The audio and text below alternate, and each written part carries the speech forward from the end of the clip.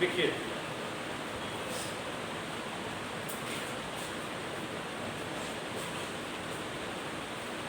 Question है, find the maximum and minimum value of the function, find the maximum and minimum value of the function f(x) बराबर 3x की power 4 plus 4x³ minus 12x square plus 12। ये तो बन जाएगा science में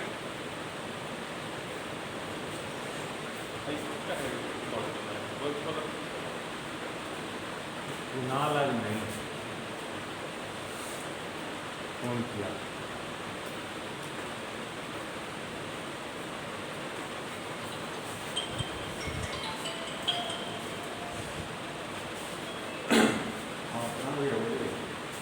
आ जाएगा इसका मैक्सिमम वैल्यू बताओ।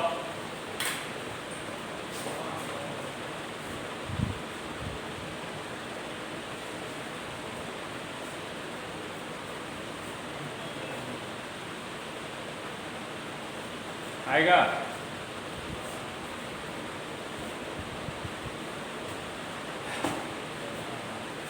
डिफरेंशिएट करो इसको बेटा, f(x) ये आ जाएगा 12x³ और ये आएगा 12x स्क्वायर माइनस 24x और 12 का डिफरेंशिएशन आ जाएगा 0। चलो और f(x) में मिनिमम और मैक्सिमम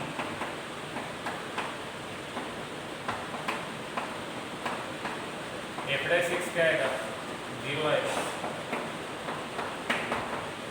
सेकेंड ऑर्डर से कर रहे हैं, f(x) क्या आएगा 0 आएगा। तो 12x³ plus 12x square minus 24x बराबर 0। 12 कॉमन निकाल दो तो x³ plus x square minus 2x बराबर 0। x भी कॉमन आ जाएगा, x square plus x minus 2 बराबर फैक्टराइज हो जाएगा। ये आ जाएगा x, ये आ जाएगा x square plus 2x minus x minus 2 बराबर, यहाँ आ जाएगा x कॉमन निकाल लिया तो x plus 2 minus 1 x plus 2 बराबर, यहाँ से आ जाएगा x प्लस 2 और x माइनस 1 बराबर है ना।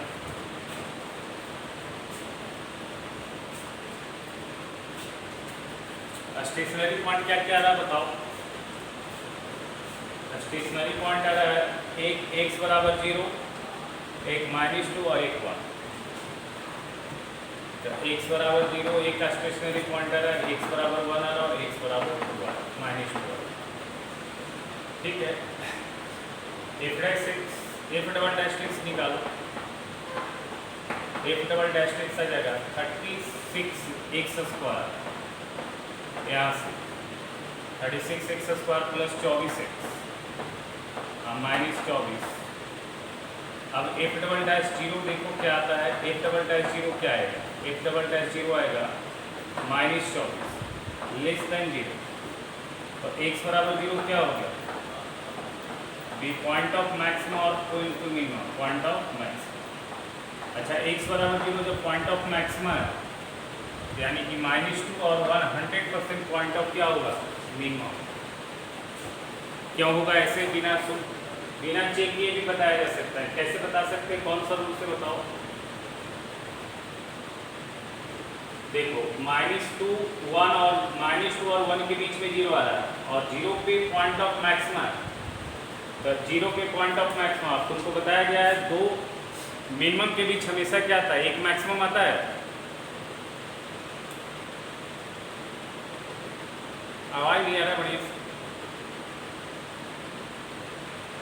हेलो,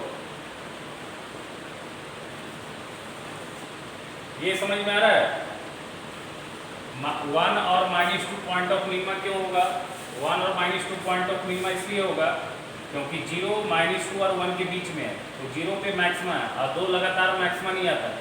यानी कि 1 और -2 पे 100% क्या आएगा, मिनिमा आएगा। तो चेक कर लो, F'-1 क्या आएगा, देख लो। F'-1 आ जाएगा 36 प्लस 24 और -24, ये आ गया 36 ग्रेटर दैन 0। अच्छा F'-2 भी चेक कर लो, ये भी पॉजिटिव आएगा, ये आ गया 36 × 4 और -48 और -24, ये 6 चौका 24, 4 तिया 12 14, और ये आ जाएगा 8 4 12 और 4 2 6 1 7, तो ये भी आ रहा है ग्रेटर 0। सो x बराबर 1 एंड x बराबर -2, दी पॉइंट ऑफ मिनिमा। ये नहीं भी निकालोगे तो डायरेक्ट बोल सकते हो प्रॉपर्टी से, दो मैक्सिमा के बीच एक मिनिमा होता है, दो मिनिमा के बीच एक मैक्सिमा होता है। बीच वाली वैल्यू पे 0 पे जब मैक्सिमम आ गया तो ऑब्वियस है 1 और -2 पे मिनिमा ही आएगा। ठीक है, चलो मिनिमम एफिक्स कितना आ जाएगा बताओ। मिनिमम एफिक्स दो वैल्यू आ जाएगा, मिनिमम एफिक्स आ जाएगा, एक तो आ जाएगा F1 एंड दूसरा आ जाएगा F-2। दो पॉइंट ऑफ मिनिमा आ जाएगा, दो मिनिमम वैल्यू आ जाएगा, दो लोकल मिनिमम। मैक्सिमम एफिक्स कितना आ जाएगा, F(0), F0 का वैल्यू बताओ कितना आएगा, 12 आएगा। बाकी दो का वैल्यू निकाल लो, क्या क्या आएगा, F1 और F-2, F1 और F-2 निकाल लो।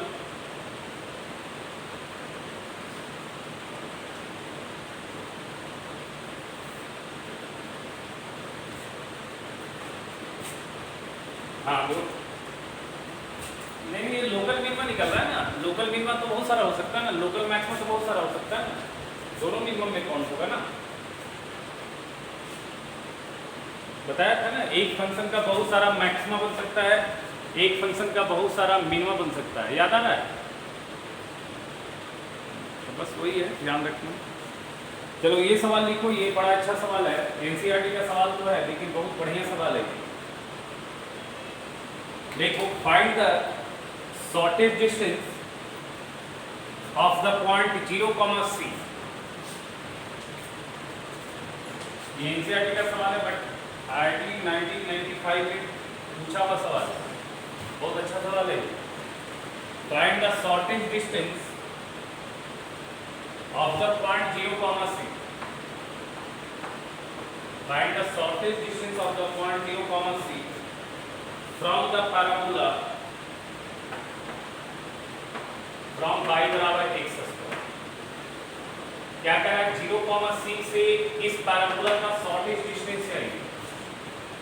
0, C से इस पैराबोला का शॉर्टेज डिस्टेंस मतलब मिनिमम दूरी। पैराबोला क्या है, y बराबर x²।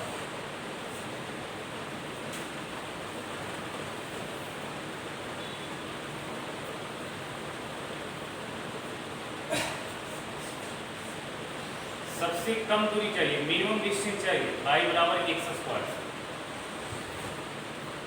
y बराबर x² पैराबोला कैसा होगा बताओ।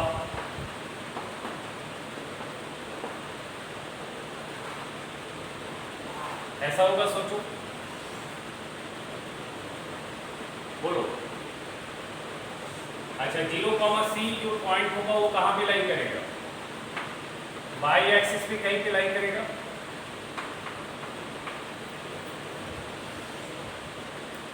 y एक्सिस पे कहीं पे भी लाइन करेगा। सपोज हम y एक्सिस पे लाइन करा रहे हैं यहाँ पे,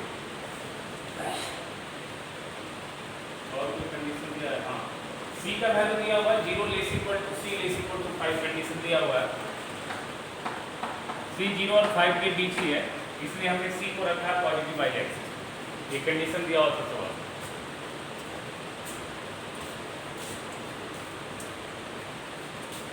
सुनो, लिखो, नोट पे लिखो तो जरा, ठीक है। शॉर्टेज डिस्टेंस या लॉन्गेस्ट डिस्टेंस का जो सवाल होता है ना, ठीक है, इसको इस कॉन्सेप्ट से बनाओ। लिखो शॉर्टेज, लिखो नोट में ना, shortest distance oblique longest distance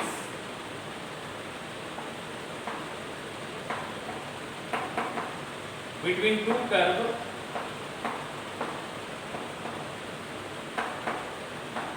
ये बड़ा इंपॉर्टेंट कॉन्सेप्ट है, याद रखना। Shortest distance oblique longest distance between two curve lie along common normal, lies along common normal. अगर दो कर्व के बीच सबसे ज्यादा दूरी पूछा जाए या सबसे कम दूरी पूछा जाए तो आप वो जो डिस्टेंस आप लेंगे वो किस लाइन के अलोंग लेंगे?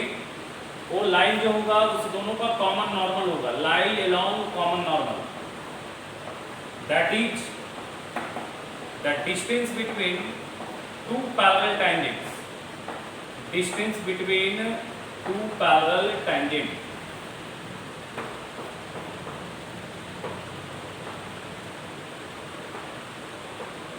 Distance between to parallel tangents. जैसे देखो बेटा, एक कर्व ये है मान लेते हैं और एक कर्व ये है, आपको शॉर्टेस्ट डिस्टेंस चाहिए तो आप क्या करेंगे, ये एक कॉमन नॉर्मल बनाएंगे, ये आप एक कॉमन नॉर्मल बनाएंगे और यहाँ पे एक टैंजेंट बना दीजिए और यहाँ पे एक टैंजेंट बना दीजिए। क्या ये मान लिया P है और ये पॉइंट Q है, तो क्या PQ शॉर्टेस्ट डिस्टेंस आएगा? बताओ। ठीक है, इस तरह का सवाल बहुत पूछा जाता है, बड़ा इंपॉर्टेंट होता है। PQ क्या होगा? Shortest distance. कभी भी दो कर्व के बीच का शॉर्टेस्ट डिस्टेंस पूछा जाए तो आप हमेशा कॉमन नॉर्मल के बीच का डिस्टेंस निकालें, यानी कि आप पैरेलल टैंजेंट के बीच का डिस्टेंस निकालें। तो देखिए सवाल में ये फोटो बना लीजिए, नोट लिख लीजिए। ये सवाल बताने का मकसद यही था और ये सवाल बड़ा इंपॉर्टेंट है, बहुत अच्छा सवाल है। अब देखिए यहाँ आप क्या कीजिए, आप जो है 0,C से गुजरता हुआ इस पैराबोला पे एक नॉर्मल बनाइए। 0,C से गुजरता हुआ इस पैराबोला पे एक नॉर्मल बनाइए। यहाँ पे ये टैंजेंट आ जाएगा, ये पॉइंट मान लेते P है, ये पॉइंट मान लेते Q है, तो यही PQ आपका शॉर्टेस्ट डिस्टेंस होगा। यही PQ आपका क्या होगा? शॉर्टेस्ट डिस्टेंस होगा। बताइए।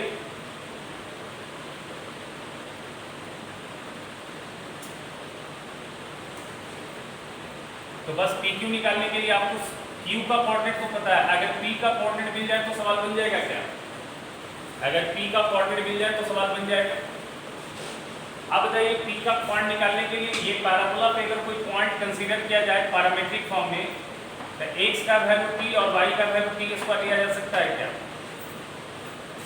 जो इस पैराबोला को सेटिस्फाई करेगा, चेक कर दीजिए।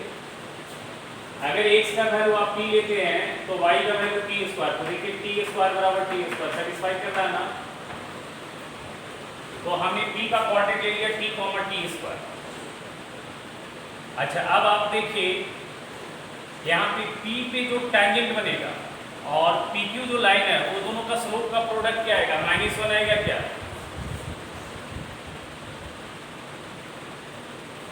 बोलिए, क्योंकि ये लाइन टैंजेंट है, ये लाइन नॉर्मल है, तो P पे जो dy by dx आएगा, तो dy by dx at P into slope of PQ बराबर -1 आएगा। बताओ,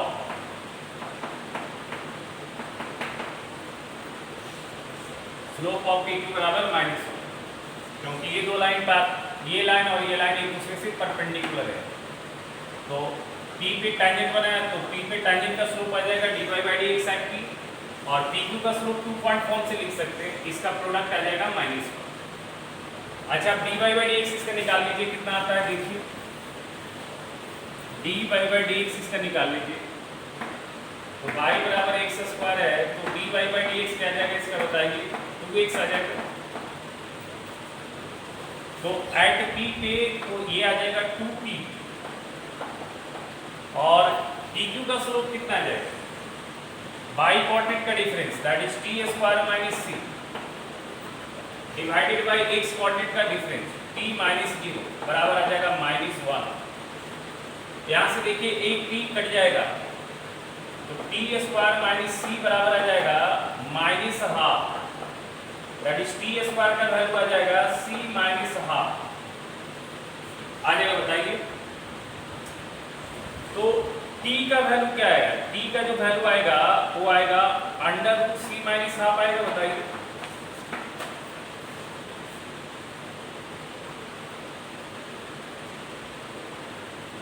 होगा?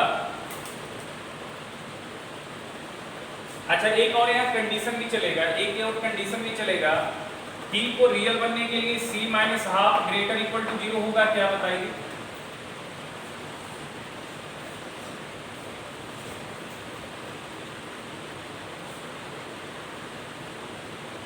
चलो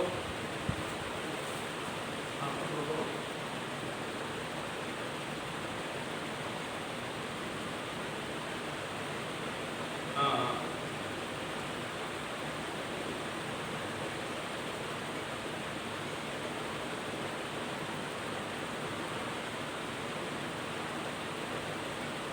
ठीक है, नंबर कितना बात करेंगे, वो क्लास ले रहे हैं। हाँ ठीक ठीक है, क्लास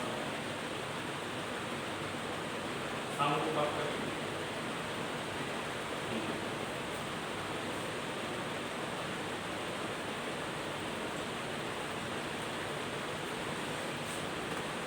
देखो यहाँ से c greater equal to half आएगा क्या, बताओ।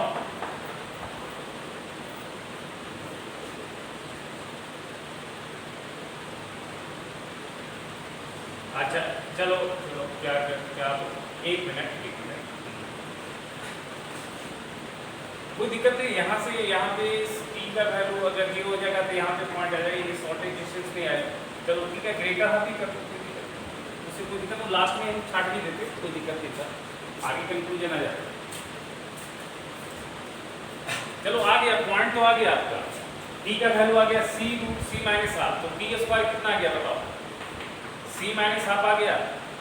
तो pq का जो डिस्टेंस आएगा वो कितना आएगा, डिस्टेंस फार्मूला लगा लो, ये पॉइंट आ गया रूट c माइनस हाफ और t स्क्वायर आ गया c माइनस हाफ।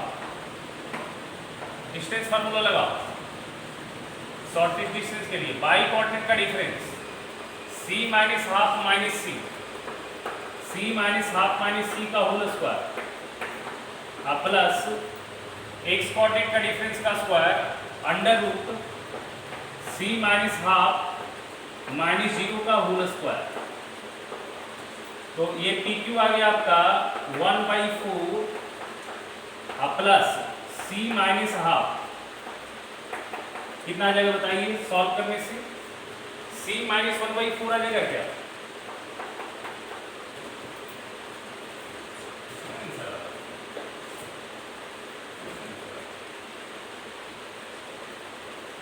ठीक है आ जाएगा, बोलो shortage distance.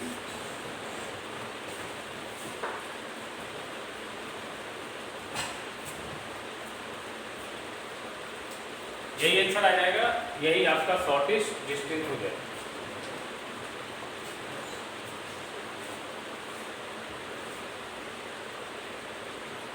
Distance formula t का वैल्यू निकल गया, तो पॉइंट p का कोऑर्डिनेट तो मिल गया तुमको, t comma t square, p का कोऑर्डिनेट पता है, q का कोऑर्डिनेट पता है, तो डिस्टेंस फार्मूला से pq नहीं आएगा, pq ही तो शॉर्टेज डिस्टेंस है। बस डिस्टेंस फार्मूला लगाया, सॉल्व कर दिया। इसको मैक्सिमम इनवर्स नहीं बनाया ना, मैक्सिमम इनवर्स बनाते तो बड़ा लंबा बनता, थोड़ा कैलकुलेटिव ज्यादा था, इसलिए क्योंकि मैक्सिमम इनवर्स बनाने से क्या होता, आपको ये PQ का जो डिस्टेंस फार्मूला होता है उसको मैक्सिमाइज करना पड़ता, सॉरी मिनिमाइज करना पड़ता, वो लंबा होगा, इसलिए दूसरे कॉन्सेप्ट से करनी, ये वाली कॉन्सेप्ट से जल्दी बन गया ना।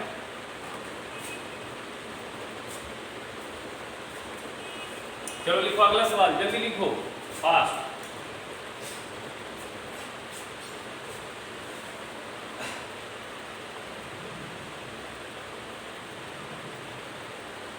देखो late AP and BQ are two vertical poles. Let AP and BQ are two vertical poles. Let AP and BQ are two vertical poles. Let AB and BQ are two vertical poles. let AP and BQ are two vertical poles at point A and B, at point A and B, respectively.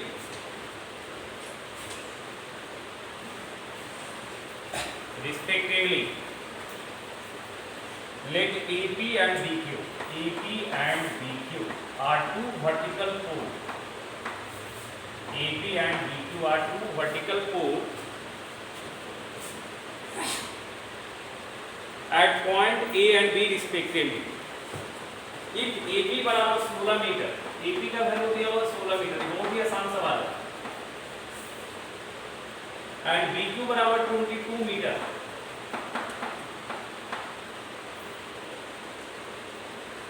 and AB बराबर 20 metre, then find the distance of point R.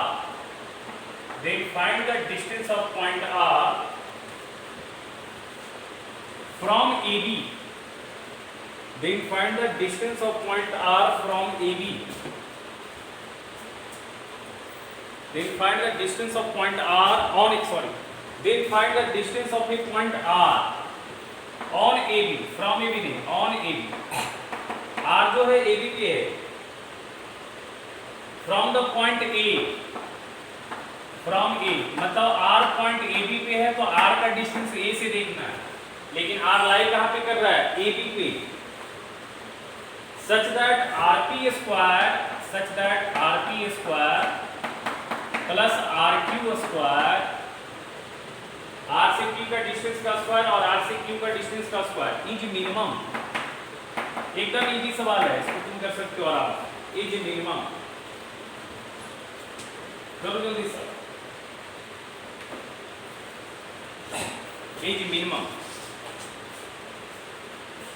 दो पोल है, एक AP और एक BQ है. AB के बीच का distance दिया हुआ है, AP का लेंथ दिया हुआ है, BQ का लेंथ दिया हुआ है. एक पॉइंट R AB पे है जो उसका डिस्टेंस पॉइंट A से निकालना है, बट वो तब निकालना है जब R से P का डिस्टेंस का स्क्वायर और R से Q का डिस्टेंस का स्क्वायर क्या होगा? मिनिमम होगा.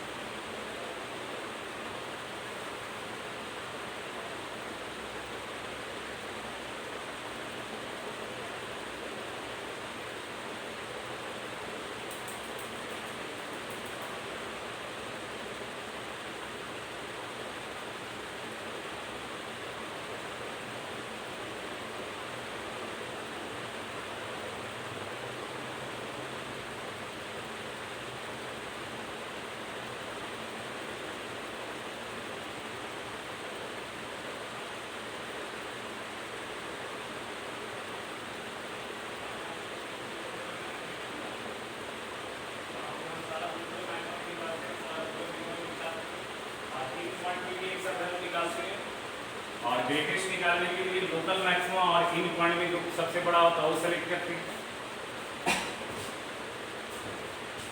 क्वेश्चन को है तो भेजो ना, तो तुम और बनाएंगे तो क्लियर हो जाएगा तुम। ऐसा कोई क्वेश्चन है तो तुम हमको भेजो, तो करेंगे ना सवाल तो और ज़्यादा क्लियर हो जाएगा। देखो यहाँ एक पॉइंट यहाँ ए है, यहाँ पे बी है, ए पी और बी के, ये एक पोल है और एक पोल आपका ये है।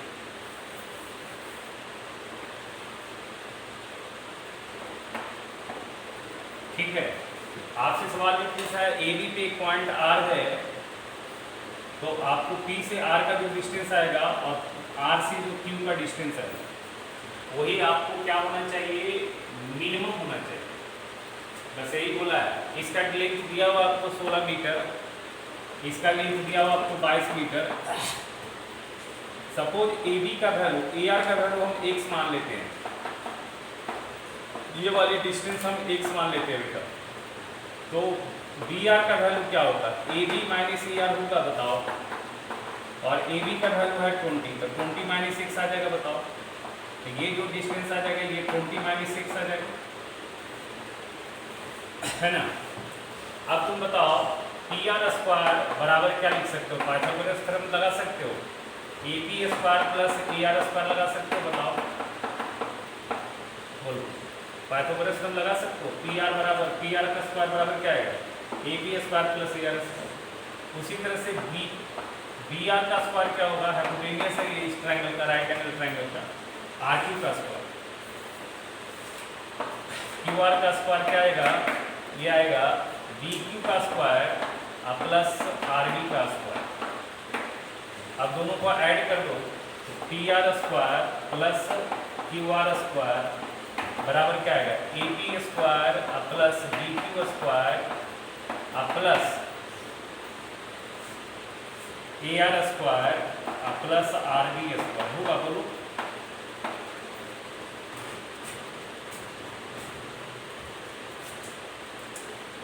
इसी को हमको क्या करना है बताओ, मिनिमम बनाना है। इसी को हमको क्या बनाना है, मिनिमम बनाना है। किस आइटम को, इसको मिनिमम बनाना है, तो इसको जेड मान लेते हैं। जेड बराबर P R square plus Q are, जिसको मिनिमम बनाना उसको हमने जेड मान लिया। अब देखो क्या करोगे, अब यहाँ पे जेड का जो वैल्यू आ रहा है वो क्या आ रहा है, देखो जेड का जो वैल्यू आ रहा है वो आ रहा है A P square that is 16 का square plus B Q square that is 22 का स्क्वायर और A R square that is X square और ये आ रहा है एक्स माइनस 20 माइनस 6 का। अब जेड किसका फंक्शन बन रहा है बताओ, जेड किसका फंक्शन बन रहा है, एक्स का फंक्शन बन रहा है। तो जेड को मिनिमाइज करना है या मैक्सिमाइज करना है, dz बाई dx निकालो। तो dz बाई dx क्या आ जाएगा, ये इसका डेरिवेटिव 0, इसका 0, इसका 2x और इसका 2 टाइम्स ऑफ 20 माइनस 6 और बाहर माइनस आ जाएगा तो। अच्छा जेड को मिनिमम मैक्सिमम बनाना है, जेड को मिनिमम बनाना हो या मैक्सिमम बनाना हो, dz बाई dx तो 0 आएगा और जेड को भी मिनिमम और मैक्सिमम dz बाई dx क्या आ जाएगा, 0 आ जाएगा।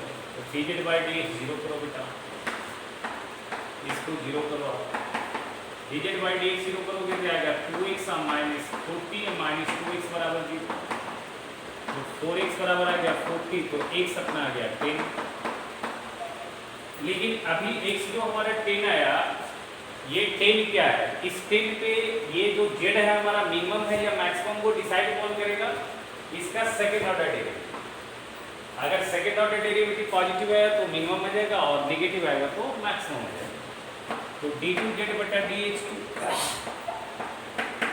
क्या आ जाएगा, यहाँ से 2 आ जाएगा, माइनस 40 का डेरिवेटिव 0 आ जाएगा और प्लस 2x का 2 आ जाएगा। ये तो हमेशा पॉजिटिव है, ये तो हमेशा क्या है, पॉजिटिव। सो रिक्वायर्ड डिस्टेंस कितना आ जाएगा, आंसर क्या आ जाएगा बताओ, डिस्टेंस ऑफ आर फ्रॉम ए क्या हो जाएगा, 10 मीटर आ जाएगा। ठीक है, ये आंसर। ये तो बहुत ही आसान सवाल था, कैलकुलेशन भी बहुत ज़्यादा नहीं था, सिंपल डिफरेंशिएशन। इसमें दिक्कत नहीं होना चाहिए।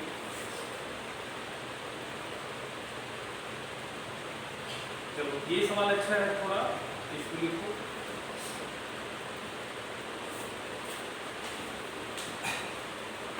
ये एनसीईआरटी का जितना भी वर्ड प्रॉब्लम हम सारा कर रहे हैं, एनसीईआरटी का एक सवाल कर रहे हैं, क्योंकि बोर्ड में वर्ड प्रॉब्लम ही आता है और वो एनसीईआरटी से बाहर का नहीं आता है। कॉम्पिटिटिव एग्जाम में कोई वर्ड प्रॉब्लम नहीं आता है। देखो, if length of 3 sides of A trapezium, if length of 3 sides of A trapezium other than base, if length of 3 sides of trapezium other than the base, if length of 3 sides of trapezium other than the base are equal to 10 meter, 10 centimeter are equal to 10 centimeter। एक trapezium का 3 side का length 10 centimetre है base को छोड़कर, then find the area of trapezium when it is maximum, then find the area of trapezium when it is maximum, मतलब trapezium का maximum area बताना है।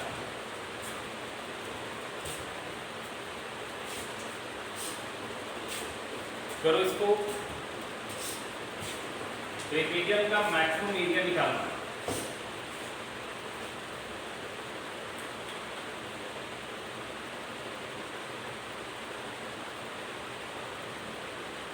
हाँ, 3 साइड का लेंथ 10 सेंटीमीटर है, इसको छोड़कर बताओ।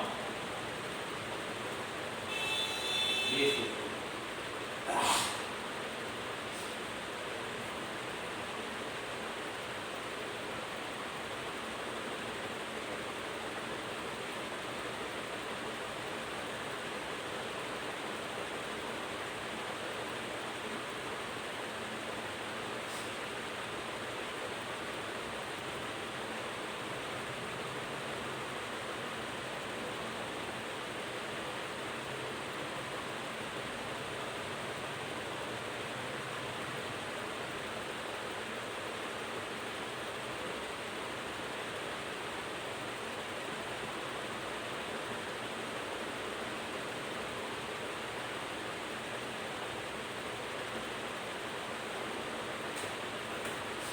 बन गया।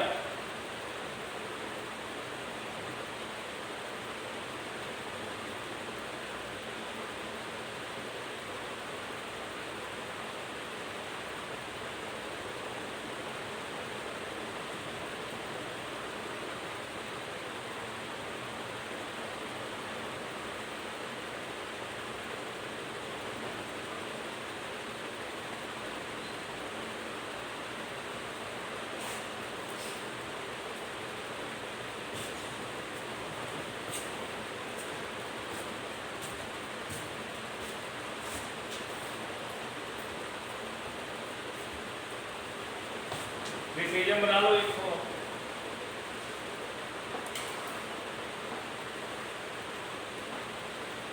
एक ट्रेपेजियम मान लो, ठीक है। आप देखो इसका, ये साइड लेंथ 10 सेंटीमीटर है, ये साइड लेंथ 10 सेंटीमीटर है, ये साइड लेंथ 10 सेंटीमीटर। ये मान लिया ए बी सी डी आपका ट्रेपेजियम, ठीक है। इसमें से साइड ए बी जो है ये फिक्स नहीं है, इसका वैल्यू चेंज हो रहा है, ठीक है। इसलिए इसका एरिया को मैक्सिमम बनाना, एरिया मैक्सिमम पूछा है। साइड सारों साइड लेंथ अगर फिक्स हो जाता तो एरिया यूनिक हो जाता ना, फिक्स हो जाता, इसलिए ये साइड लेंथ वैरी करता है। चलो यहाँ से इस पर परपेंडिकुलर गिरा देते हैं, यहाँ से इस पर परपेंडिकुलर गिरा देते हैं। ये आर ले लेते हैं, ये एस ले लेते हैं। क्या ये डिस्टेंस भी 10 सेंटीमीटर हो जाएगा बताओ आर एस, बोलो। अब थोड़ी देर के लिए ये वाली एंगल को थीटा मान लो, तो क्या ये भी एंगल थीटा हो जाएगा क्या?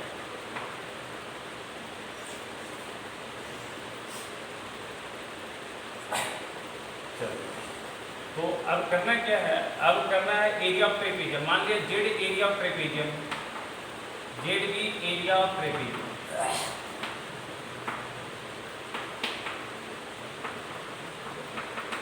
Z area of trapezium. तो एरिया ऑफ ट्रेपीजियम क्या होता है? Half into sum of parallel sides that is A B plus C D into height होता है, बोलो डी आर हो जाएगा। Sum of parallel sides into height ये होते हैं एरिया ऑफ ट्रेपीजियम। अच्छा हाँ, ए बी का लेंथ हम कैसे लिखेंगे? ए बी का लेंथ लिखेंगे हम A R plus R S plus B S plus C D, बस हाँ ठीक है, सी डी और डी, ठीक है। चलो जेड बराबर रहेगा हाफ ए आर तो पता नहीं क्या है, बी एस तो पता नहीं अभी क्या है, बट आर एस का वैल्यू पता है 10 और सी डी का भी वैल्यू पता है 10 और डी आर मेरे को भी पता है। अब हम निकाल लेंगे डी आर। अच्छा बताओ ए आर और डी बी एस का वैल्यू 10 cos थीटा हो जाएगा क्या?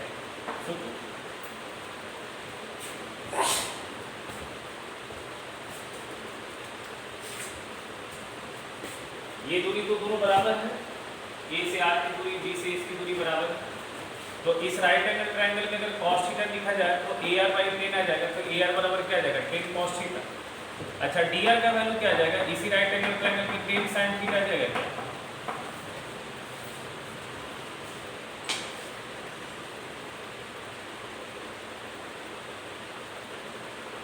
बोलो एक्स मान के बनाएंगे तो लंबा बनेगा बेटा, बनाने के लिए बना सकते, क्यों नहीं बना सकते, जरूर बना सकते। तो ये तो हमको मन किया थीटा से बनाने का, थीटा से बना रहे हैं, ठीक है। एक्स मान के बना सकते हैं, क्या दिक्कत है? ये डिस्टेंस एक्स, ये डिस्टेंस भी एक्स आ जाएगा, कोई दिक्कत नहीं, मान के बना सकते हैं, कोई प्रॉब्लम, क्या प्रॉब्लम। हाँ हमको थीटा लेके बनाने का मन किया इसलिए बना रहे। चलो ये आ जाएगा 10 cos थीटा और 10 cos थीटा 20 cos थीटा आ जाएगा प्लस 20 आ जाएगा और डी आर का वैल्यू आ गया 10 sin थीटा। चलो जेड का वैल्यू कितना आ गया? एक्स लेके बना सकते हैं, कोई दिक्कत नहीं, इसको एक्स मान लेंगे, इसको एक्स मान लेंगे, आराम से बन जाएगा। अच्छा यहाँ पे कितना आ जाएगा बताओ? जेड बराबर आ जाएगा 20 तो कॉमन निकाल लो, तो 20 कॉमन निकाल लोगे तो कितना आ जाएगा? 10 आ जाएगा 1 plus cos theta into sine theta और बाहर 10 और आ जाएगा, 100 आ जाएगा क्या? बोलो ये 20 कॉमन निकाला तो 10 और 10 100 और 1 plus cos theta into sine theta. अब देखो यहाँ पे जेड किसका फंक्शन है? थीटा का फंक्शन है, तो जेड थीटा का फंक्शन है तो D Z by D theta निकाल लेते हैं। तो D Z by D theta कितना आ जाएगा? 100।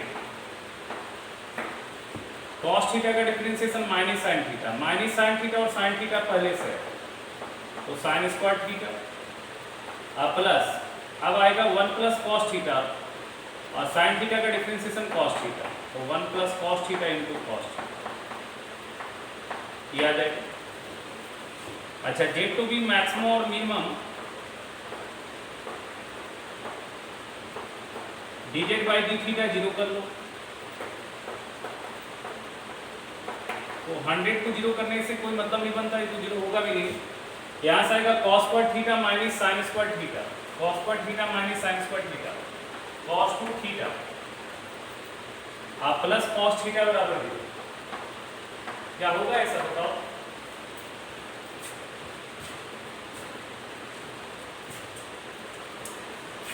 अच्छा इसको लिख लो, या तो आप cos c plus cos d लगा लो, या फिर आप ऐसे भी लिख सकते हो cos 2 थीटा बराबर माइनस cos थीटा, ऐसा भी लिख सकते हो। और हाँ उससे भी कर लो, कोई दिक्कत नहीं, cos c plus cos d cos square theta minus factorise करके कर लो, कोई दिक्कत नहीं। cos 2 थीटा बराबर इसको cos पाई माइनस थीटा लिख सकते हो।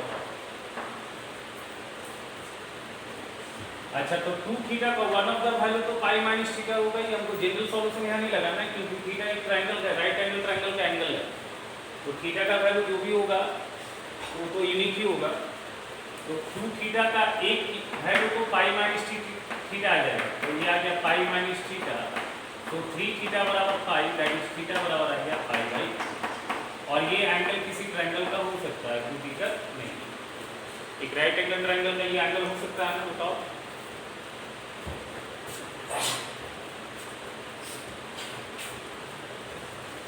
चलो ठीक है, थीटा पाई बाई 3 आ गया। अब इस थीटा पे हमको एरिया को मैक्सिमम बनाना है, यानी कि सेकेंड ऑर्डर डेरिवेटिव जो आना चाहिए वो क्या आना चाहिए, नेगेटिव आना चाहिए। तो d2z बटा d थीटा स्क्वायर आपको नेगेटिव दिखाना होगा, जब तक वो नहीं दिखाइएगा मार्क्स नहीं मिलेगा। तो चलो ठीक है, हम लोग dz बाई d थीटा थोड़ा सिंप्लीफाई कर लेते हैं, ये मिटा रहे हैं, जगह नहीं है इसलिए। dz बाई d थीटा को थोड़ा सिंप्लीफाई करते हैं, थोड़ा वर्ड प्रॉब्लम लंबा होता है, ठीक है। ये तो अभी थोड़ा 2 डायमेंशन वाला है तो आसान भी है, जैसे ट्रेपेज ये सब का सवाल बनाओगे ना, कौन वाला सवाल बनाओगे ना, वॉल्यूम टॉलम वाला, तो इतना लंबा लंबा है ना, कुछ करने का टाइम लगता है इसमें, थोड़ा सा कैलकुलेशन भी ध्यान रख के बनाना होता है, इसलिए तो सारे बच्चे से बनता नहीं है, जानने के बावजूद भी नहीं बनता। एक बार गलती हो जाएगा तो पूरा मिस्टेक हो गया तुम्हारा। तो dz बाई d थीटा आ रहा 100, ये अंदाज cos 2 theta plus cos theta आ रहा, यही आ रहा था ना, देखिए। अब d2z बटा d थीटा स्क्वायर कितना आ जाएगा, बहुत कैलकुलेशन होता है इसका, 100। ये तो अभी कम कैलकुलेशन, ज्योमेट्री से रिलेटेड जो भी सवाल होगा ना उसमें कैलकुलेशन कम होगा, कोऑर्डिनेट ज्योमेट्री से रिलेटेड, लेकिन मेंसुरेशन से रिलेटेड जो सवाल होगा वो बड़ा होता है। cos 2 थीटा का डिफरेंशिएशन क्या आएगा, -2 sin 2 थीटा आएगा, बताओ, और -3 sin थीटा, ये तो ऐसे ही नेगेटिव दिख रहा है बाहर, माइनस आ गया, ये 2 sin 2 थीटा और ये प्लस sin थीटा। थीटा क्या है 30 डिग्री 60 डिग्री, तो 2 थीटा 120 डिग्री, सेकेंड क्वाड्रेंट में साइन का वैल्यू प्लस और फर्स्ट में भी साइन प्लस, ये पूरा आइटम आएगा प्लस और बाहर दिख रहा है माइनस, तो प्रोडक्ट क्या आ जाएगा बताओ, निगेटिव आ जाएगा। ऐसे निकाल लो, ऐसे दिख रहा है हम लोग। अच्छा साइन 2 थीटा, साइन 120 डिग्री कितना आ जाएगा, √3/2 आएगा, और ये भी आएगा √3/2। अब तो दिख रहा है कि ये वैल्यू क्या है, निगेटिव है। सो जेड बी मैक्सिमम में थीटा बराबर π/3, जेड मैक्सिमम है कब, जब थीटा का वैल्यू है π/3। अब मैक्सिमम जेड निकाल लो, मैक्सिमम जेड कितना आ जाएगा, जेड बराबर क्या था 100 आया था, और कितना आया था बताओ, 1 + cos theta into sine theta आया, थीटा बराबर π/3 डाल दो, 100 1 + cos π/3 आ जाएगा 1/2, ये आएगा √3/2। सॉल्व करो कितना आएगा, 25 गुना 3 √3 बाई कितने आएगा क्या,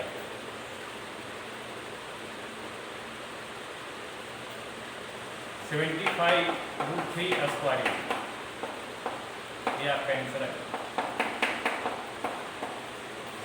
75 √3 स्क्वायर।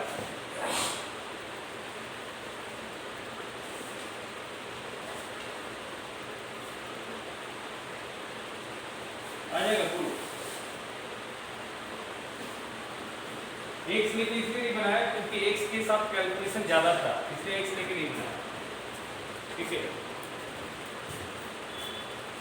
वही तो चालाकी करना है, कहाँ पे आप वेरिएबल थीटा लेके बनाएंगे, कहाँ पे वेरिएबल एक्स लेके बनाएंगे, यही चालाकी वाला काम है। कोई एक्स लेके बनाएगा तो बहुत कैलकुलेशन है इसमें, और सबसे ज़्यादा तो दिक्कत तब होता है जब आपका सेकंड ऑर्डर डेरिवेटिव ज़्यादा कैलकुलेटिव आता है, वहाँ पे थोड़ा दिक्कत ज़्यादा होता है।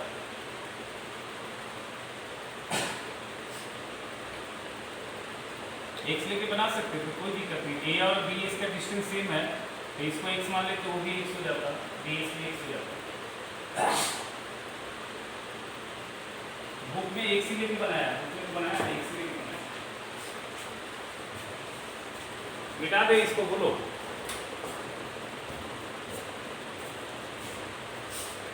देखो अगला सवाल, मैक्सिमम का सवाल तुमको प्रैक्टिस करना पड़ेगा, अच्छा खासा प्रैक्टिस करना पड़ेगा।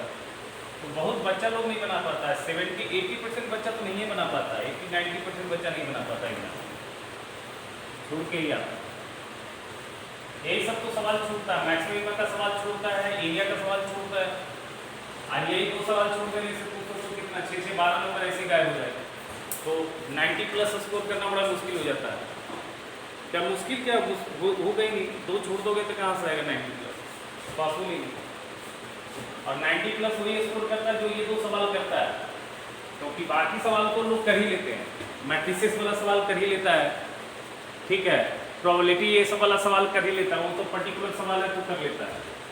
सवाल छूटता है इसी का, एरिया का छूटता है और मैक्सिमा का छूटता है। देखो, prove that the radius of right circular cylinder, prove that the radius of the right circular cylinder, prove that the radius of the right circular cylinder of greatest curved surface area, prove that the radius of the right circular cylinder of greatest curved surface area, prove that the radius of the right circular cylinder of greatest curved surface area which can be inscribed in a given cone, which can be inscribed in a given cone,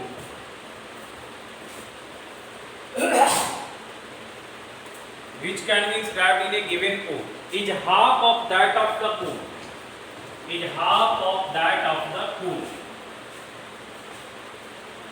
is half of that of the cone। फिर से सवाल सुनो, prove that the radius of the right circular cylinder of greatest curved surface area which can be inscribed in a given cone is half of that of the cone। क्या proof करना है, बताओ क्या proof करना है? Right circular cylinder का जो radius है वो कोन का रेडियस का आधा होगा। राइट सर्कुलर सिलेंडर का जो रेडियस है वो कोन के रेडियस का आधा होगा। कब ऐसा होगा? जब सिलेंडर का, राइट सर्कुलर सिलेंडर का कर्व सरफेस एरिया क्या हो जाए? मैक्सिमम हो जाए। राइट सर्कुलर सिलेंडर का कर्व सरफेस एरिया क्या हो जाए?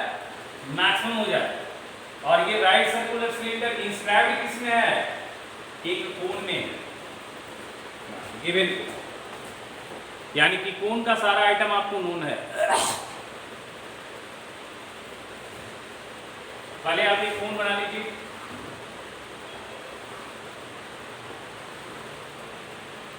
मेंसुरेशन वाला सवाल है, थोड़ा लंबा होता है ये सवाल।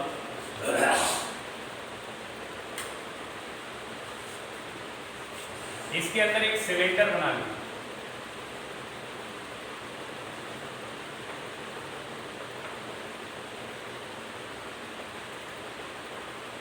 अच्छा ये बताइए, कोन गिवन है तो कोन के लिए क्या बेसिकली होता है? कोन में बेस रेडियस होता है और हाइट होता है। तो कोन का हाइट और कोन का बेस रेडियस नोन है। सपोज ये कोन का जो हाइट लेते हैं ये कैपिटल एच लेते हैं, हाइट ऑफ कोन, और बेस रेडियस हम कैपिटल आर ले लेते हैं। तो आपको कैपिटल एच और कैपिटल आर नोन है क्योंकि कोन आपका गिवन है, कोन आपका गिवन।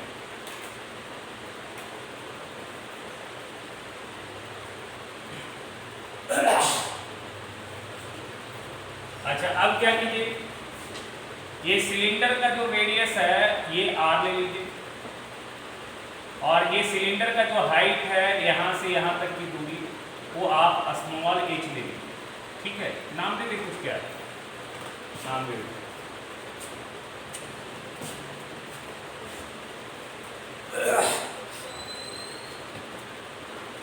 इसका नाम ओ दे दो, इसका नाम ओ डैश दे दो, इसका नाम ए दे दो, इसका नाम आर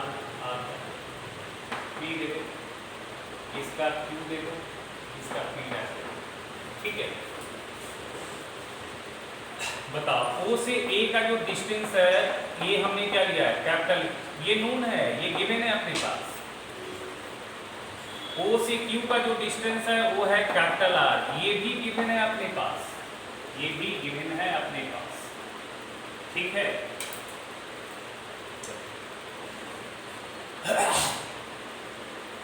और आगे ना, ठीक है।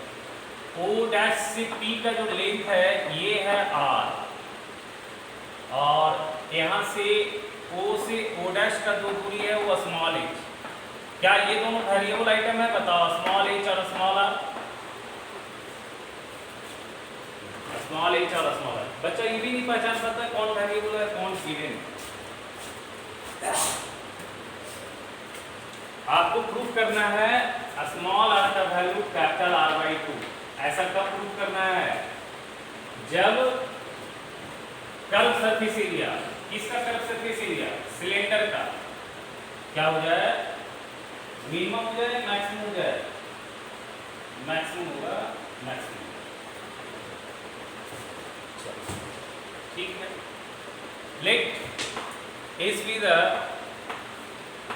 curved surface area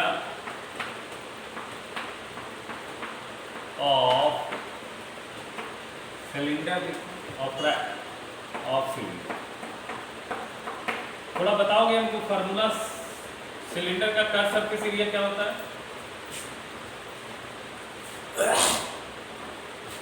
2 pi r, radius of और ये स्मॉल h। अब देखो इसमें प्रॉब्लम क्या है, r और h दोनों वेरी कर रहे हैं, तो यहाँ पे आपको s को या तो सिंगल r का फंक्शन बनाना होगा या s को सिंगल h का फंक्शन बनाना होगा, तभी काम होगा। अब यानी कि यहाँ पे s को r का फंक्शन बनाना या s को h का फंक्शन बनाना, ये जो भी बनाना, उसके लिए आपको r और h में एक गिवन कंडीशन होना चाहिए। उसके लिए r और h में एक आपको रिलेशन होना चाहिए, डिपेंडेंट रिलेशन। तो वो आप यहाँ से निकाल लो, सिमिलर ट्रायंगल से निकाल सकते हो। AO'2P और AOQ सिमिलर ट्रायंगल लगा सकते हो, बताओ। दोनों ट्रायंगल सिमिलर हैं, छोटा ट्रायंगल और बड़ा वाला ट्रायंगल। और अगर सिमिलर ट्रायंगल नहीं लगाते हो तो एक काम करो, थोड़ी देर के लिए, हाँ थोड़ी देर के लिए इस एंगल को थीटा मान लो, है ना, थोड़ी देर के लिए इस एंगल को थीटा मान लो। तो छोटू ट्रायंगल में देखो, इन ट्रायंगल AO'P में अगर सिमिलर ट्रायंगल नहीं लगाते हो, tan थीटा का वैल्यू देखो क्या है, tan थीटा का वैल्यू क्या है, ये स्मॉल r। अब आई ये वाली डिस्टेंस, अब ये वाली डिस्टेंस बताओ क्या होगा, capital H minus small h होगा, बताओ। अब इसी तरह से आप बड़ा वाला ट्रायंगल में बता लगा लो, in right angle triangle AOQ में tan थीटा लगा लो, क्या आ गया, कैपिटल R। अब आई कैपिटल H हो जाएगा क्या ये। अब दोनों tan थीटा का वैल्यू की इक्वेट कर लो तो क्या रिलेशन आएगा, small r by capital H minus small h बराबर कैपिटल R बाई h होगा, बोलो। अच्छा अब बताओ तुमको s को किसका फंक्शन लिखना अच्छा है, r का या स्मॉल h का? कोई ऊपर लिख लो, कोई दिक्कत नहीं, कोई कर लिख लो, कोई दिक्कत नहीं। चलो यहाँ से लिख लेते हैं h minus h by h minus h by r बराबर आ जाएगा capital H by r, h minus small h by h बराबर स्मॉल r बाई r।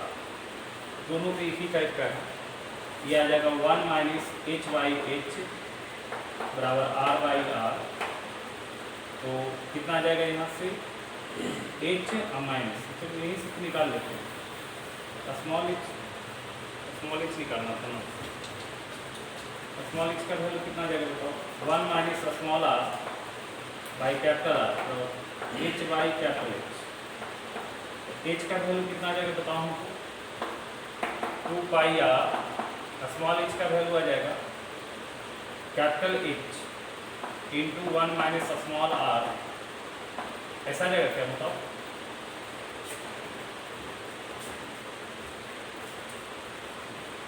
सही किया ना, देख लो। अब इसको मल्टीप्लाई ही कर लो ना, क्या दिक्कत है। 2 पाई कॉमन निकाल लो, ये आ जाएगा आर एच माइनस 2 पाई एच ही कॉमन निकालो, 2 पाई एच कॉमन निकालो, पूरा निकालो, ये आ जाएगा R minus R square by R. ठीक है, ये बताओ। अब D S by D H कर, D S by D R कर लो, ये आ जाएगा 2 पाई कैपिटल एच, इसका डिफ्रेंसिएशन आएगा 1, आई आ जाएगा 2 आर बाई आर। अब D S by D R को 0 करो, मिनिमाइज और मैक्सिमाइज करने के लिए D S by D R को 0 करो, तो ये वाली वैल्यू तो 0 होगा नहीं, तो क्या 0 होगा, 1 minus 2 small R by capital R 0 आ जाएगा, तो आर बराबर 2 आर आ जाएगा, तो स्मॉल आर का वैल्यू आ गया आर बाई। यही तो प्रूफ करना था, लेकिन अभी प्रूफ हो गया क्या,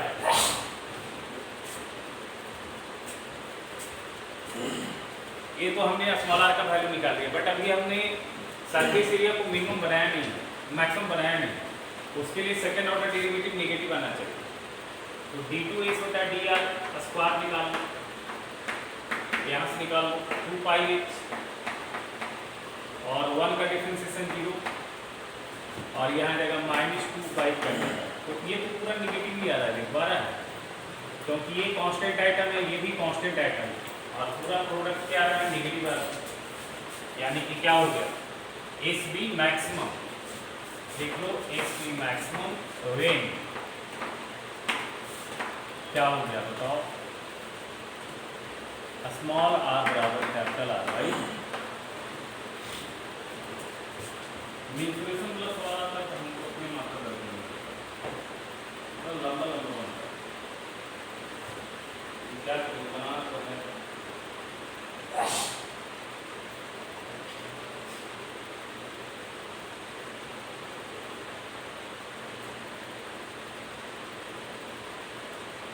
तो अगला सवाल लिखो,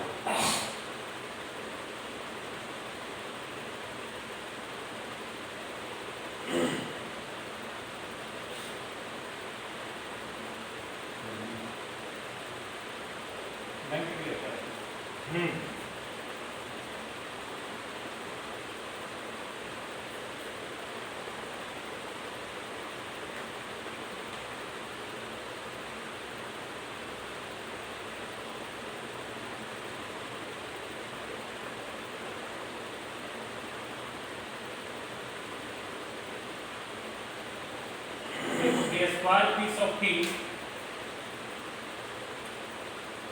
a square piece of tin of 18 centimeter, a square piece of tin of 18 centimeter,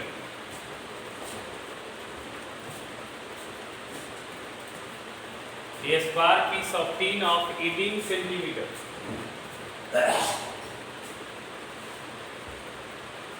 is to be made into a box without top। एक स्क्वायर पीस है टीन का, इसका साइड लेंथ 18 सेंटीमीटर, उसे आपको एक बॉक्स बनाना विदाउट टॉप, टॉप नहीं होना चाहिए बक्से में। While cutting the square from each corner, while cutting the square from each corner,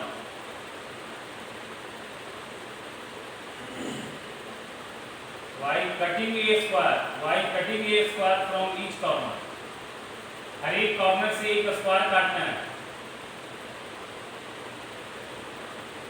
and folding up the flaps to form the box, and folding up the flaps to form the box।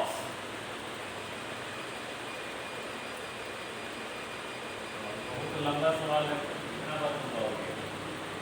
A square piece of tin of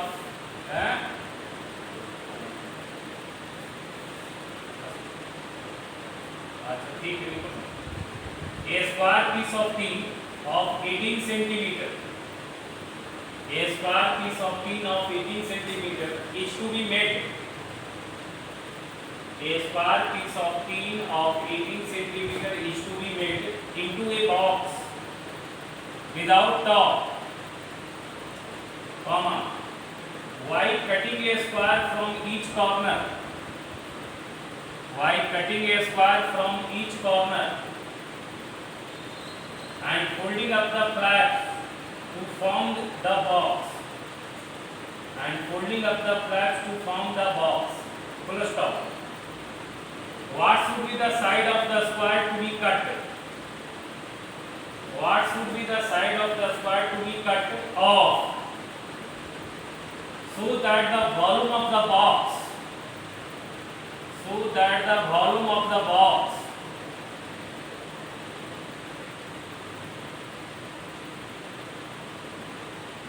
is maximum possible, is maximum possible. बनाओ इसको, एक तो बहुत ही आसान सवाल है कि 19th में बनाता था इस तरह का सवाल में इंसुलेशन से।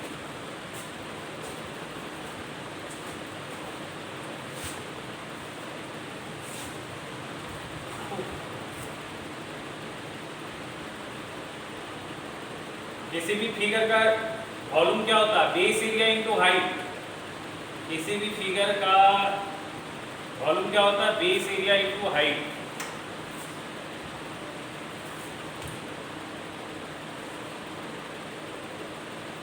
तो बनाओ, ये तो आसान बन जाएगा। ना ये तो बिजी रहता है।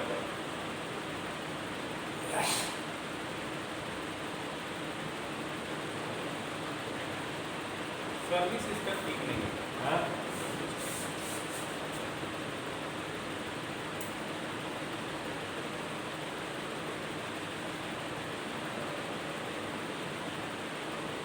हेलो, हाँ फिर आज फिर कहोगे कि फिर शाम हो गया भैया, रात हो गया भैया, बताओ। हाँ फिर कहोगे क्या रात हो गया भैया। आज थोड़ा बना देना बाबू जान।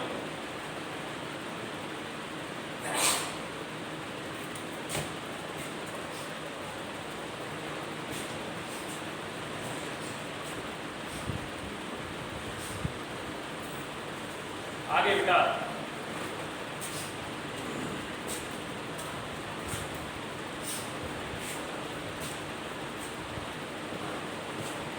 स्क्वायर को काटा है ना बेटा। ठीक कैसा है? स्क्वायर ही है, रेक्टेंगल नहीं है। स्क्वायर को ही काट के स्क्वायर है, ठीक है, मान स्क्वायर है। ABCD का स्क्वायर, इसके कॉर्नर से ये वाली कॉर्नर से, ये वाली कॉर्नर से और ये वाली कॉर्नर से 4 स्क्वायर अलग अलग निकाला, ठीक है। अब जो बचा हुआ हिस्सा है उससे क्या बनाया? बॉक्स बनाया। बचा हुआ हिस्सा जो, उससे क्या बनाया? बॉक्स बनाया। तो यहाँ पे देखो, ये जो लेंथ आएगा अपना, ये जो वैल्यू आ जाएगा, ये क्या बन जाएगा? ये तुम्हारा 18 था। मान लिया ये x है, ये x है, तो ये 18 माइनस 2x हो जाएगा। यहाँ पे ये x होगा, ये x होगा, तो ये 18 माइनस 2x होगा। बताओ, तो जो भी तुम बॉक्स बनाओगे उसका बेस एरिया क्या होगा? स्क्वायर होगा। तो लेट वॉल्यूम भी the volume of box with open top, top open है, ठीक है। तो v बराबर क्या आएगा? बेस एरिया क्या आएगा? 18 minus 2x into 18 minus 2x, और इसका विड्थ जो आएगा वही तो हाइट हो जाएगा। कितना आएगा? x आ जाएगा। बताओ, बस खत्म। इसमें कुछ रखा है? बताओ, एकदम इजी सवाल है, सॉल्व कर लो। हाँ, dv/dx निकालो बेटा। पहले तो तुम इसका डिफरेंशिएशन कर लो। 2x 18 माइनस 2x और गुना माइनस 2 भी आ गया, तो -4 हो जाएगा क्या, और प्लस 18 माइनस 2x का स्क्वायर, यही आ जाएगा। अब dv/dx को 0 भी करो, लगे हाथ, क्या कॉमन आएगा? 18 माइनस 2x कॉमन आएगा। 18 माइनस 2x कॉमन निकालो। अच्छा, बचा कितना बताओ? यहाँ पे आ जाएगा -4x और प्लस 18 माइनस 2x, ये 0 आएगा। क्या ये 0 हो पाएगा क्या? 18 माइनस 2x 0 होगा क्या? क्योंकि 18 माइनस 2 0 हो जाएगा, तो आप क्या हो जाएगा, ये वाली आइटम गायब हो जाएगा, तो खत्म हो जाएगा। 18 माइनस क्या आ जाएगा, 6 x बराबर 0, x बराबर तो 3 आ रहा है। अब बस इसी 3 पे आपको क्या दिखाना है बताओ, d2v बटा dh2 क्या दिखाना होगा, मैक्सिमम दिखाना है तो नेगेटिव दिखाना होगा। तो बस dt बाई dh जो आया है उसको थोड़ा सा, यही सब दिक्कत है, कैलकुलेशन थोड़ा ज़्यादा लगता है। चलो ठीक है, dv बाई dh को थोड़ा सिंप्लीफाई कर, यहाँ पे क्या हो जाएगा, -72x प्लस 8x स्क्वायर, तो तोड़िए तो प्लस, अब ठीक है, अब डिफरेंशिएशन करना अच्छा लगेगा, प्रोडक्ट में वही लगेगा, d2v बटा dh, ये क्या आ जाएगा बताओ, -72, ये 16x, और ये आ जाएगा -4 इंटू 18 माइनस 2x हो जाएगा दोनों। अच्छा, तो अब क्या है, वैल्यू डाल, -72 और 16 गुना 3 48, और -72 और 4 दूनी 8, यही 24, क्या रहा, निगेटिव तो आ ही रहा, देखो आ रहा निगेटिव, -72 ज़्यादा, -144 48 24 निगेटिव वाला।